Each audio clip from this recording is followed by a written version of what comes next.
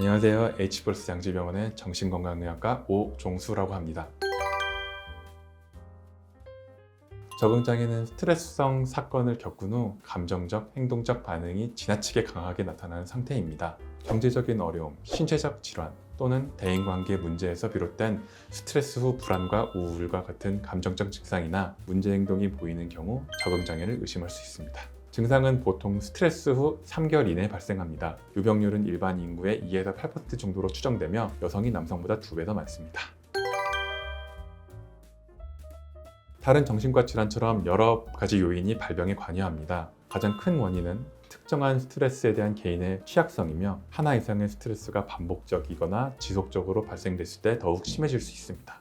스트레스의 심각도 이외에도 지지체계, 그리고 사회문화적 기준과 가치 등이 스트레스에 대한 반응에 영향을 미칠 수 있습니다. 어린 시절 부모와 관련된 관계도 스트레스에 대한 적응력에 영향을 크게 미치는 것으로 알려져 있으며 이외에도 유전적인 요인도 스트레스 후 증상의 발현에 영향을 미치는 것으로 보고되었습니다. 어른에게 우울감과 불안이, 어린이와 노인에게는 신체 증상이 흔하게 나타나지만 모든 연령대에서 다양하게 증상이 나타날 수 있습니다. 간혹 공격적인 행동, 과음, 법적인 책임 회피, 불면, 식욕 감퇴 등을 보이기도 합니다. 적응장애의 증상은 일반적으로 스트레스성 사건의 직후에 시작되게 되며 스트레스 요인이 사라진 후에는 6개월 이상 지속되지 않습니다.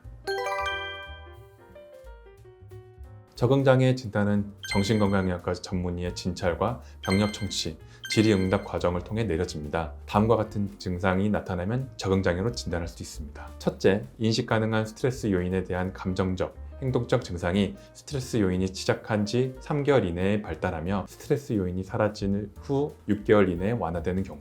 둘째, 이러한 증상 또는 행동이 임상적으로 현저하여 사회적, 직업적 기능 영역에서 현저한 손상을 일으키는 경우이며 이외에도 다양한 진단 기준이 있습니다. 적응장애는 정신치료와 약물치료가 가능합니다. 정신치료의 경우 개인 및 집단 정신치료가 모두 가능하며 인지치료, 대인관계치료, 부부와 가족치료 등 여러 치료 기법이 사용될 수 있습니다. 적응장애 약물치료에 대한 근거는 아직 제한적이지만 최근에는 정신치료의 부가적인 요법으로 약물치료가 널리 이루어지는 추세입니다. 환자 본인이 변화하고자 하는 마음이 크다면 훨씬 나아질 수 있습니다. 하지만 변화하고자 하는 요인이 크지 않다면 장기적인 치료가 필요할 수도 있습니다.